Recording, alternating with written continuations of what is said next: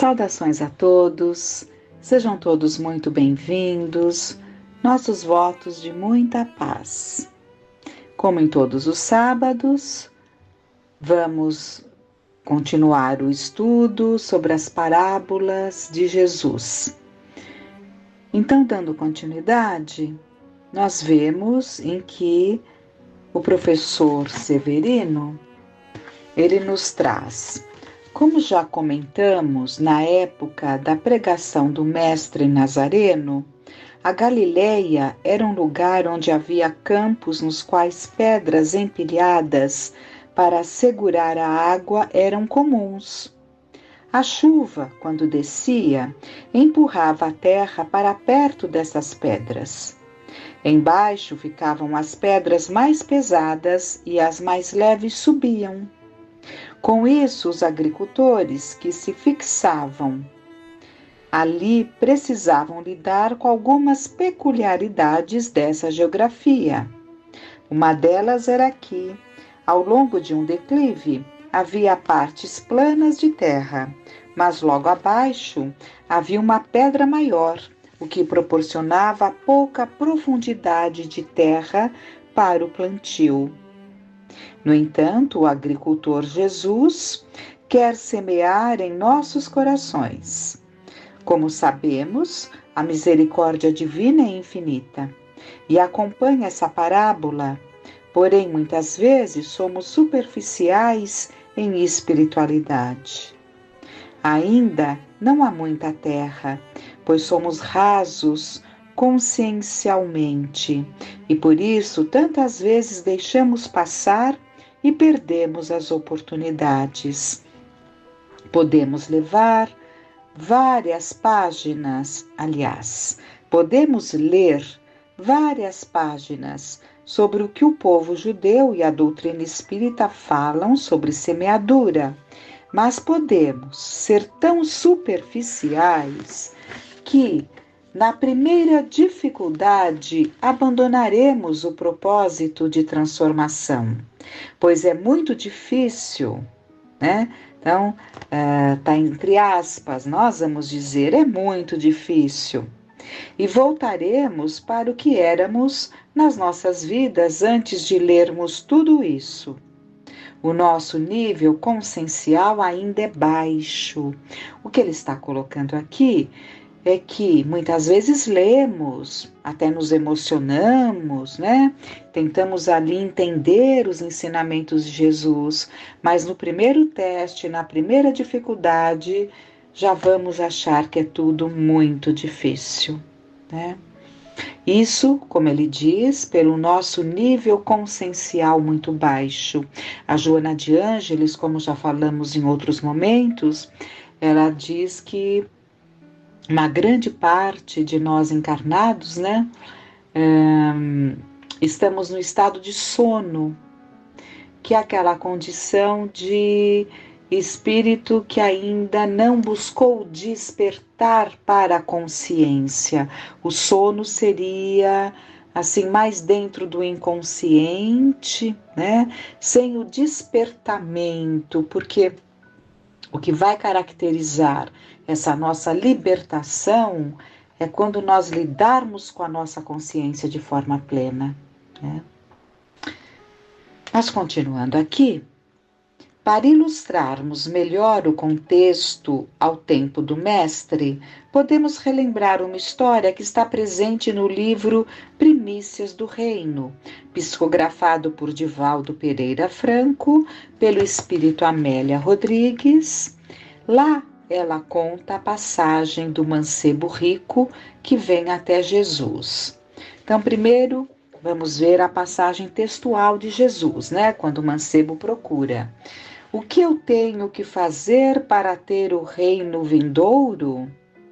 Meu filho, cumpra os mandamentos, diz Jesus. O mancebo rico responde: mas eu faço isso desde a minha juventude e do meu bar mitzvah, desde que me tornei responsável pela minha conduta espiritual. Então, deixa tudo que você tem e me siga. Essa foi a colocação de Jesus, né? E está relatado que o rapaz acaba ficando entristecido, mas naquele momento ele não segue a Jesus. E Amélia Rodrigues, como já falamos em outros momentos, uma grande escritora baiana e, como desencarnada, ela continua, né? Dá vazão a esse seu amor por Jesus e mergulha a fundo nessas vivências de Jesus, nos trazendo de uma forma muito bem escrita, muito poética, muito detalhada, né? Dos quadros que se deram quando Jesus aqui esteve. Então, conta Amélia Rodrigues que o mancebo rico não seguiu Jesus não por conta do dinheiro, porque ele falou, vai e vende tudo, né? Na verdade, Jesus não estava querendo que ele vendesse tudo, porque aquele que vende o que tem torna-se um peso. Vai muito além, é um ensinamento especial para aquele jovem, né? Então, conta Amélia Rodrigues que o mancebo rico não seguiu Jesus, mas não vende tudo não, me desculpem. Vá, deixa tudo que você tem e me siga. Não é vende tudo. Aqui foi uma viagem, né? Vá, deixa tudo que você tem e me segue, né? Então, conta Amélia Rodrigues que o mancebo rico não seguiu Jesus, não por conta do dinheiro, porque ele tinha o conhecimento de que o dinheiro não trazia segurança nenhuma para ele. Não importa qual é o tamanho de nossa fortuna, podemos perdê-la se isso fizer parte da nossa caminhada. Portanto, o que é material não propõe segurança efetiva.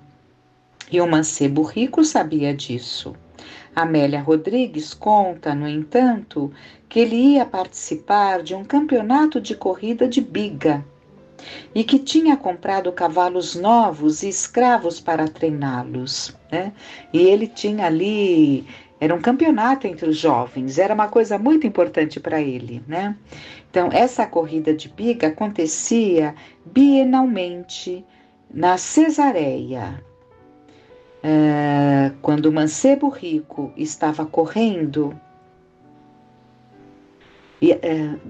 só uma curiosidade, né? As ruínas do hipódromo, lugar em que era feita a corrida em Cesareia, ainda existem e podem ser visitadas, né? Lá em Cesareia. Mas voltando aqui, não importa qual é o tamanho da nossa fortuna, podemos perdê-la se isso fizer parte da nossa caminhada. E o mancebo rico sabia disso.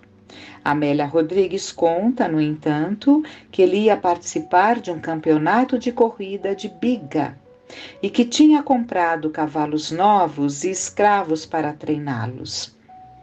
Essa corrida de biga acontecia bienalmente na Cesareia.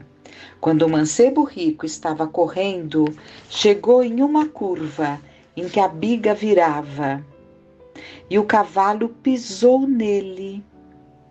Ele desencarnou ali, e a última recordação que entoava em sua consciência era o chamado do Cristo. O mancebo rico, desta forma, não deixou de seguir Jesus por causa do dinheiro. Ele, na verdade, pensou: primeiro eu ganho essa corrida e depois eu vou atrás de Jesus. Então ele deixou de segui-lo por causa da vaidade e da superficialidade desse horizonte consciencial. Esta é a superficialidade desse espírito que estava atrás de méritos que pudessem ser louros, no sentido romano, diante dos olhos dos homens. À luz do judaísmo, Even, pedra em hebraico, possui um simbolismo muito grande. É sobretudo a pedra. Quando o acusador pede para Jesus transformar a pedra em pão, ele mostra que a pedra é pedra e pão é pão. Neste momento, Jesus traz essa parábola e coloca a pedra como obstáculo. Em cima dela não cresce nada. A pedra, inclusive, já tinha sido um obstáculo no deserto, enquanto ele meditava para receber a sua missão de seguir os ensinamentos de Deus. Além disso, todos conhecem a questão da pedra do caminho. A pedra é sempre um elemento de tropeço na vida das pessoas. Esse pedregulho na parábola mostra exatamente que, por mais que tenhamos sido despertas pelo conhecimento, nem sempre estamos prontos para a prática, para vencermos as pedras do caminho. Na primeira dificuldade, muitos de nós desistimos, pois precisamos de Jesus como protetor, revelador e instrutor. Mas muitos pensam como se Jesus tivesse a obrigação de nos ajudar. É interessante, isso tem sido exteriorizado. A gente percebe mesmo ali em algumas coisas que chegam através das diversas crenças, né? E que os meios de comunicação nos trazem, que existe uma forma impositiva de rogar a Deus, né? Rogar a Jesus, como se fosse realmente uma imposição. Então é como se nós não compreendêssemos, né? Essa relação de amor que existe entre o Pai que nos educa e nós, os educandos, né? Então, é o que ele está dizendo aqui, que muitos pensam que como se Jesus tivesse a obrigação de nos ajudar, servir e fazer o que queremos e o que precisamos para sermos felizes. Jesus tem obrigação de nos fazer felizes, é o que se pensa. Ainda se escuta fora da doutrina algumas pessoas dizerem: desafie Jesus. Algumas crenças colocam isso, sim. Quando colocamos ali em determinadas explanações, na busca ali de uma leitura, né, de um aprendizado, para entender o que se passa no nosso entorno, a gente ouve mesmo: desafie Jesus. Elas enxergam-no como se ele tivesse o dever de dar a elas tudo o que elas necessitam. No entanto, por que ele teria essa obrigação, se ele mesmo disse que cada um colherá segundo suas obras? A conquista deve vir por meio de esforços, sacrifícios e renúncias pessoais. Não há alguém mais sintonizado com Jesus na história do Novo Testamento e da Nova Aliança do que Paulo de Tarso. E como foi a vida de Paulo? Qual foi o privilégio que ele teve em viver a serviço de Jesus? Paulo foi um homem que declarou na sua carta aos Coríntios que sofreu todo tipo de privação: acusação, apedrejamento, chicoteamento e prisões. Ele passou por tudo que não era agradável, porém, ele nunca disse: eu não vou seguir esse homem porque eu só tenho encontrado dificuldades. Em vez disso, ele dizia: em todas as ocasiões eu estive bem, pois o Senhor Jesus estava comigo. Assim, quando acreditamos que Jesus será o nosso guarda-costas, devemos refletir melhor e considerar que as pedras que aparecem no nosso caminho talvez possam ser superadas com a ajuda dele, né? Com a ajuda dele, nos conectando com ele, portanto captando a sua vibração de amor que nos envolve. Com isso, teremos muito mais condições de lidar com essas pedras do nosso caminho, né? No entanto, para subir a mureta, é preciso que coloquemos uma escada. Todos precisamos ser promotores de algo para vencermos as nossas dificuldades, pois não estamos somente acreditando na promessa dele. A pedra, Even, em judaico, né? Como ele diz, inclusive é a pedra angular e às vezes ela pode ser necessária. Né? Aquelas pedras no caminho são necessárias para o nosso aprendizado, para o nosso esforço, né? Para conseguirmos ir superando e crescendo com esses desafios. Lembramos ainda que o sonho da escada de Jacó aconteceu sobre uma pedra e que Jesus realizou a sua última oração no Monte das Oliveiras, debruçado sobre uma pedra. Portanto, dependendo de como ela é utilizada, a pedra pode ser útil.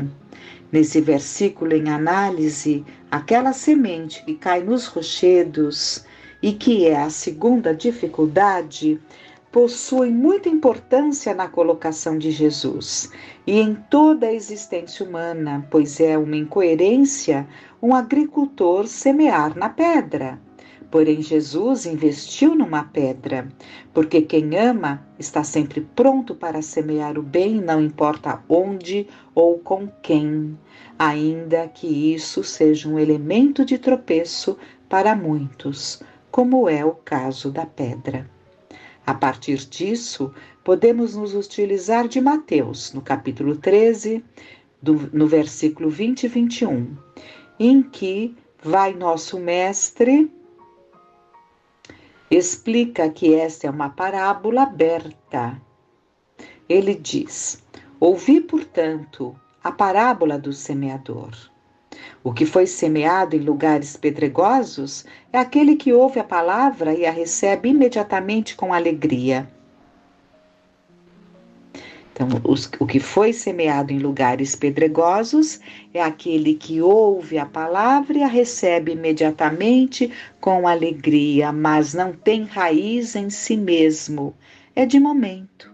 Quando surge uma tribulação ou uma perseguição por causa da palavra, logo sucumbe. Essa explicação está diretamente ligada ao exemplo de Paulo de Tarso. Ele nunca abandonou o caminho de Jesus. Independentemente das pedradas que ele levou.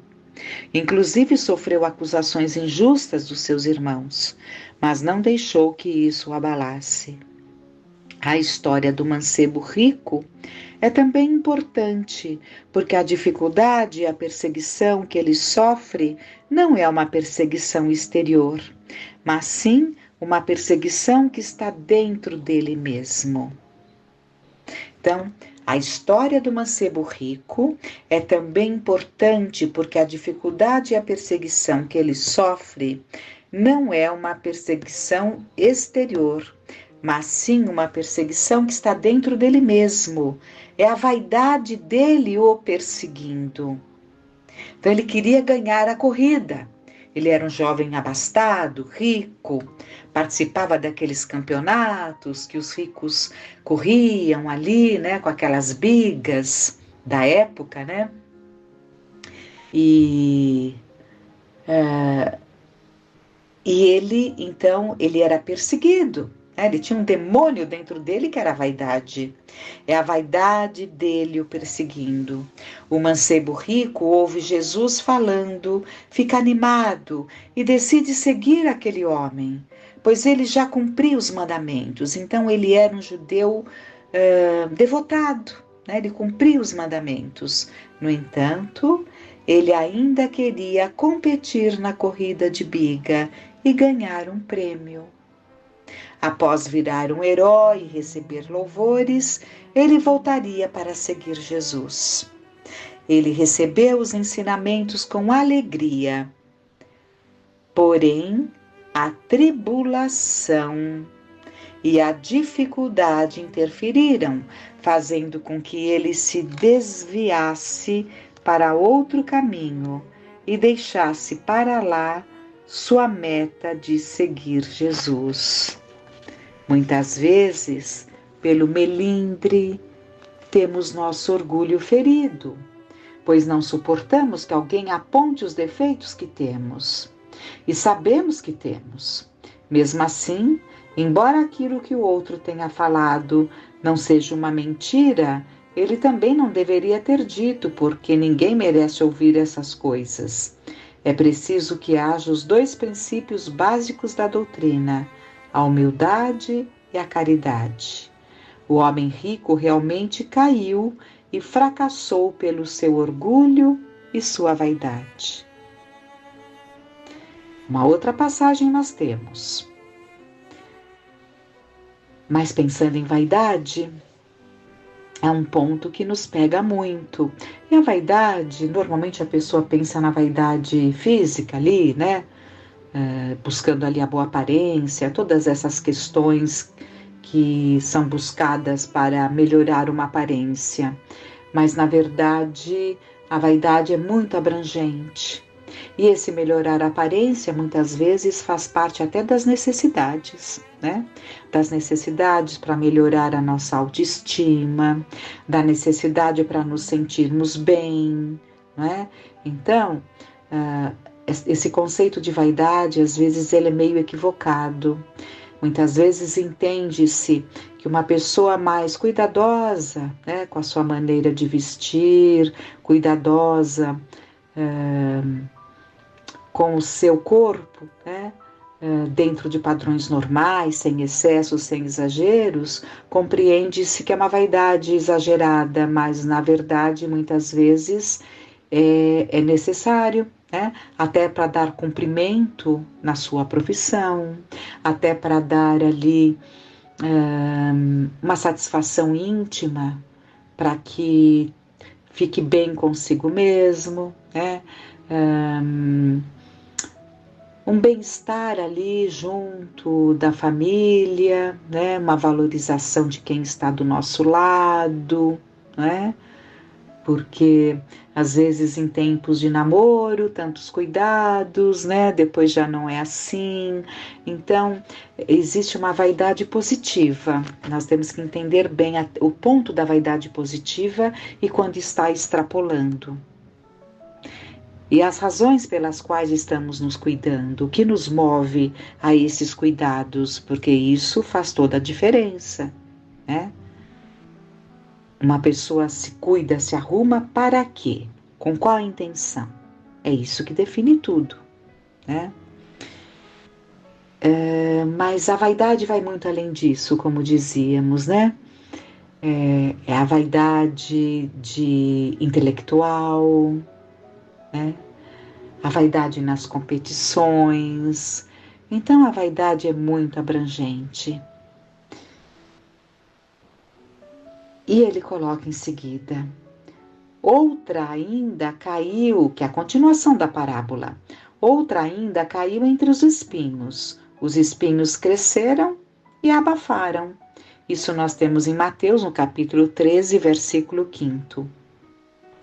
Essa terceira semeadura representa aqueles cujas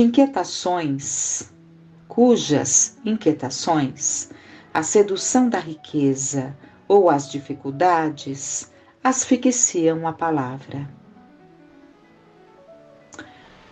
Eles não a escutam, porque o seu comprometimento com outras questões ofusca, sufoca e asfixia essa semente, e portanto ela não frutifica neles.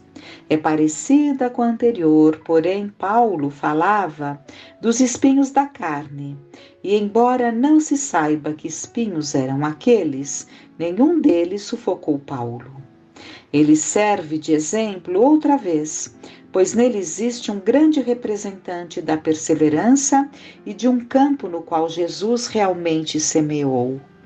Ele venceu todas as intempéries, suportou tudo e conseguiu atingir seus objetivos com honradez. Ele mesmo, tendo sido decapitado, foi um vencedor. Falta para muitos de nós não deixarmos que os espinhos sufoquem o nosso caminho até Cristo, porque os espinhos são muitos e vêm de todos os lados.